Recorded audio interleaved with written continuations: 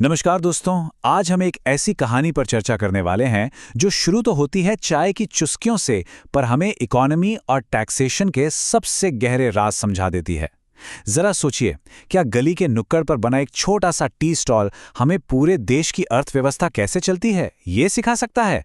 आज के इस एक्सप्लेनर में हम बिल्कुल यही जानने वाले हैं। तो चलिए बिना किसी देरी के सीधे इस कहानी में उतरते हैं। अब सबसे पहला सवाल यही आता है कि एक छोटा सा टी स्टॉल जहां चाय और समोसे बिकते हैं, वो आखिर दुनिया को इकोनॉमिक्स के बारे में क्या सिखाएगा? मतलब वहां कोई लंबी चौड़ी बैलेंस शीट थोड़ी ना बनती है या शेयर मार्केट की बातें होती हैं। लेकिन सच तो ये है दोस्तों कि दुनिया की बड़ी से बड़ी इकोनॉमी उन्हीं छोटे छोटे उसूलों पर चलती है जो ऐसे किसी नुक्कड़ की दुकान पर रोज इस्तेमाल होते हैं। आइए इसे असम की एक बहुत ही दिलचस्प कहानी से समझते हैं। तो कहानी शुरू होती है असम से। यहाँ दो दोस्त हैं, रोहन और अदिति। दोनों 12वीं क्लास के कॉमर्स के स्टूडेंट्स हैं। गर्मियों की छुट्टियां चल रही थीं और उन्होंने सोचा क्यों न टाइम पास करने के बजाय कुछ नया किया जाए। बस उन्होंने मिलकर एक कोचिंग सेंटर के पास चाय और स्नैक्स का एक छोटा सा स्टॉल शुरू कर दिया। उनका प्लान बड़ा सिंपल था, थोड़े पैसे बचाएंगे और नए लैपटॉप्स खरीद लेंगे। पर क्या उन्हें अंदाजा था कि ये स्टॉल उनका अब तक का सबसे बड़ा क्लासरूम बनने वाला है? जैसे ही स्टॉल शुरू हुआ, कोचिंग के बच्चों में उनकी चाय, सैंडविचेस और मोमोज फेमस हो गए। रोज की कमाई बढ़ने लगी। एक शाम जब दोनों कैश गिन रहे थे, तो रोहन बड़ा एक्साइटेड हो गया। कहने लगा, बिजनेस करना तो बहुत आसान है, बस अपना सामान बेचो, पैसे कमाओ और मजे करो। रोहन का कैलकुलेशन बड़ा सिंपल था। अगर रोज के 2000 रुपए आ रहे हैं, तो वो सीधे उनकी जेब में जाएंगे। पर क्या रियल वर्ल्ड में सच में ऐसा होता है? जरा इस पर गौर कीजिए। क्या बिजनेस वाकई इतना आसान है? क्या कोई भी व्यापार सिर्फ मुनाफा कमाने और उसे अपनी जेब में रखने तक सीमित होता है? रोहन की इस सिंपल सी सोच में आखिर कौन सी बड़ी कड़ी छूट रही थी? जब हम एक देश की इकोनॉमी का हिस्सा होते हैं, तो क्या हम सिर्फ अपने प्रॉफिट के बारे में सोच सकते हैं या हमारी कुछ और भी जिम्मेदारियां होती हैं? यहीं पर अदिति ने रोहन की फास्ट फॉरवर्ड सोचकर थोड़ा ब्रेक लगाया। उसने बड़ी समझदारी से कहा, बिल्कुल नहीं, टैक्स नाम की भी तो कोई चीज होती है। ये सुनकर रोहन की हंसी छूट गई।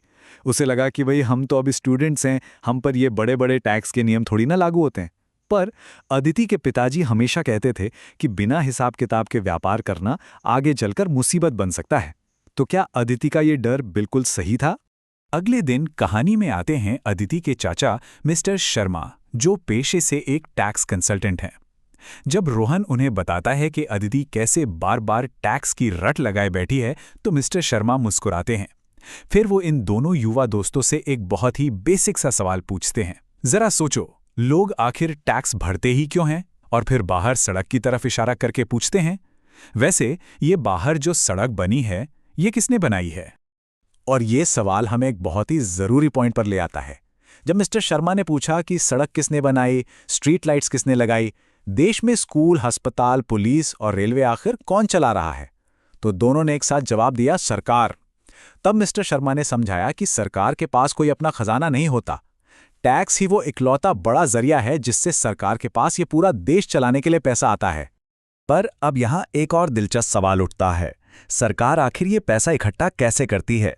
क्या सरकार हर घर जाकर चंदा मांगती है? जी नहीं, इसके लिए एक बहुत ही सेट सिस्टम बनाया गया है। तो चलिए समझते हैं कि आखिर सरकार का ये कलेक्शन सिस्टम यानी टैक्सेशन की ये मशीन काम कैसे करती है। मिस्टर शर्मा अपनी डायरी निकालते हैं और सबसे पहला कॉन्सेप्ट समझाते हैं, डायरेक्ट टैक्स। आसान शब्दों में कहें तो जब लोग एक तय की गई सीमा से ज्यादा पैसा कमाते हैं, तो उन्हें अपनी कमाई का एक हिस्सा सीधे सरकार को देना होता है। इसे ही इनकम टैक्स कहते हैं। रोहन ने झट से पूछा, तो क्या सैलरी वाले लोग, दुकानदार, डॉक्टर्स और यहां तक कि यूट्यूबर्स भी ये टैक्स देते हैं? जवाब है, बिल्कुल। जो भी एक लिमिट से ज्यादा कमाएगा, वो इस सिस्टम का हिस्सा बनेगा। ये सुनकर रोहन थोड़ा हैरान रह गया। उसने तुरंत एक और सवाल दाग दिया, तो मान लीजिए अगर मैं बाहर जाके एक मस्त पिज्जा खाता हूं, तो क्या उसमें भी मुझे टैक्स देना पड़ता है? सच में सोचिए दोस्तों, क्या हमारी रोजमर्रा की छोटी छोटी खुशियों पर भी अर्थव्यवस्था का कोई टैक्स का रूल लागू होता है? रोहन के इस सवाल पर मिस्टर शर्मा जोर से हंसे और बोले, हर वक्त। और यहां से एंट्री होती है दूसरे सबसे बड़े कॉन्सेप्ट की, इनडायरेक्ट टैक्स यानी जीएसटी। जब भी कोई बिस्किट का पैकेट खरीदा जाता है या कोई नया मोबाइल फोन लिया जाता है, तो हम जो कीमत चुकाते हैं उसमें पहले से ही गुड्स एंड सर्विसेज टैक्स जुड़ा होता है। ध्यान देने वाली बात यह है कि इसमें पैसा कस्टमर देता है और दुकानदार उस पैसे को जमा करके सरकार तक पहुंचाता है। तो इसका सबसे बड़ा टेक अवे क्या है? दोनों के बीच का अंतर एकदम क्लियर होना चाहिए। डायरेक्ट टैक्स सीधे कमाने वाले की जेब से सरकार के पास जाता है, जैसे इनकम टैक्स, और इनडायरेक्ट टैक्स वो होता है जो कस्टमर किसी सामान को खरीदते वक्त चुकाता है और बिजनेस उसे सरकार को जमा करता है। इसका मतलब ये हुआ कि समाज का हर एक इंसान, चाहे वो बड़ी नौकरी करता हो या बस एक छोटा सा बिस्किट खरीदे, वो देश को चलाने में अपना योगदान दे रहा है। कहानी कुछ दिन और आगे बढ़ती है। एक दिन स्टॉल पर एक कस्टमर आता है, चाय समोसे के पैसे देता है और बिल मांगता है। रोहन थोड़ा अजीब महसूस करता है और धीरे से अदिति से फुसफुसाता है, आखिर लोगों को इन छोटे छोटे बिलों की जरूरत ही क्या होती है? क्या बिल सच में सिर्फ कागज का एक टुकड़ा है या व्यापार की इस बड़ी सी दुनिया में इसकी कोई बहुत खास जगह है? मिस्टर शर्मा इसका बड़ा ही प्रैक्टिकल जवाब देते हैं। वो समझाते हैं कि अगर बिना हिसाब किताब के बिजनेस चलाया तो 3 बड़े नुकसान हैं। पहला, सरकार से भारी जुर्माना लग सकता है। दूसरा, आपको खुद ही नहीं पता चलेगा कि प्रॉफिट कितना हो रहा है और नुकसान कितना। और तीसरा, कल को अगर बिजनेस बड़ा करने के लिए बैंक से लोन लेने जाएंगे तो वो साफ मना कर देंगे। क्यों? क्योंकि बैंक को तो कमाई का सबूत चाहिए ना। और यही बात मिस्टर शर्मा ने एक लाइन में समझाई। सही इनवॉइस होने से बिजनेस को रिकॉर्ड्स मेंटेन करने और टैक्स लॉज फॉलो करने में मदद मिलती है। बिल सिर्फ कागज नहीं, एक सच्ची कमाई और ईमानदारी का प्रूफ है। ये सुनते ही अदिति एक्शन में आई और उसने बिना देरी किए एक सेल्स रजिस्टर बना लिया। ये उस छोटे से टी स्टॉल के एक प्रॉपर प्रोफेशनल बिजनेस में बदलने का पहला कदम था। कुछ ही दिन बीते थे कि रोहन ने एक और नई चीज नोटिस की। स्टॉल पर आने वाले लोग अब कैश देने के बजाय अपने फोन निकालते और यूपीआई से पेमेंट करने लगे थे। अब यहां एक दिलचस्प सवाल आता है, क्या ये डिजिटल पेमेंट्स सिर्फ हमारी सुविधा के लिए हैं या इनके पीछे भी इकोनॉमी का कोई बड़ा गेम प्लान चल रहा है? तो इसके पीछे का सबसे बड़ा कारण है ट्रांसपेरेंसी, यानी पारदर्शिता। जब हर एक छोटी बड़ी पेमेंट डिजिटल तरीके से बैंक के जरिए होती है तो उसका एक पक्का रिकॉर्ड बन जाता है और इस रिकॉर्ड की वजह से काले धन और टैक्स चोरी जैसी चीजों पर सीधी लगाम लगती है। हर एक पैसा सिस्टम के अंदर घूमता है, जो देश की इकोनॉमी के लिए बहुत जरूरी है। ये बात समझते ही अदिति के चेहरे पर एक मुस्कान आ गई। उसने एक बहुत ही कमाल की बात कही, ताकि ईमानदार बिजनेस ज्यादा सुरक्षित तरीके से आगे बढ़ सकें। जरा इस बात की गहराई को समझिए।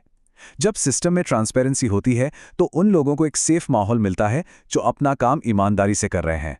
डिजिटल पेमेंट्स असल में ईमानदार व्यापारियों की सबसे बड़ी ताकत है। चलिए कहानी को थोड़ा फास्ट फॉरवर्ड करते हैं। कुछ महीने बीत चुके हैं।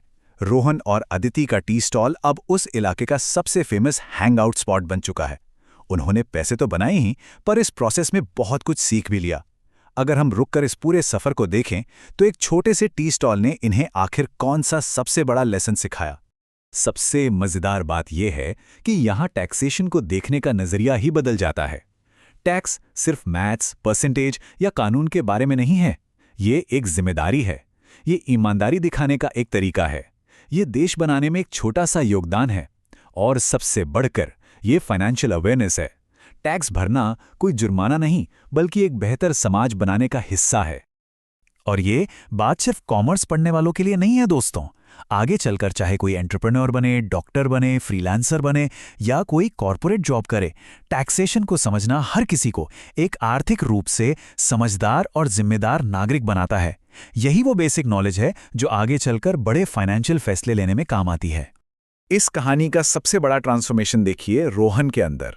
जो रोहन शुरू में सोचता था कि पैसे कमाओ और मजे करो और टैक्स सिर्फ एक टेंशन है, आज वही रोहन अपनी भीड़ भाड़ी दुकान को देखकर फक्र से कहता है, टैक्स से सड़कें, स्कूल, अस्पताल और खुद देश का निर्माण होता है। सोच का इतना बड़ा बदलाव, यही तो असल मायनों में एजुकेशन है। और यही हमारी इस कहानी का सबसे जरूरी संदेश भी है। समझदार नागरिक टैक्स से डरते नहीं हैं, वे उसे समझते हैं। जब हम किसी चीज को अच्छे से समझ लेते हैं तो उसका डर अपने आप खत्म हो जाता है। टैक्स कोई हमारी कमाई छीनने वाला विलन नहीं है। ये तो वो ईंधन है, वो फ्यूल है जिससे हमारे देश के विकास की गाड़ी लगातार आगे बढ़ती रहती है।